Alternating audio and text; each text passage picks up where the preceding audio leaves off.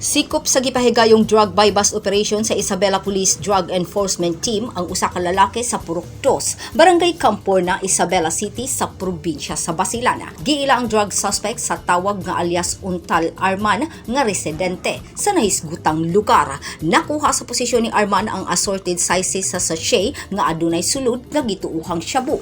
Nga gibana-banang mo kantidad og 10,200 pesos. Wallet nga adunay sulod nga 2,100 pesos. Cellphone nga gigamit sa mga transaksyon ug ang 500 peso bill nga gigamit isip buybust money sa mga operatiba. Tuwa na sa kustodiya sa Isabela City Police Station ang drug suspect kauban ang mga ebidensya ug napasakaan na og kasong paglapas sa Comprehensive Dangerous Drugs Act of 2002.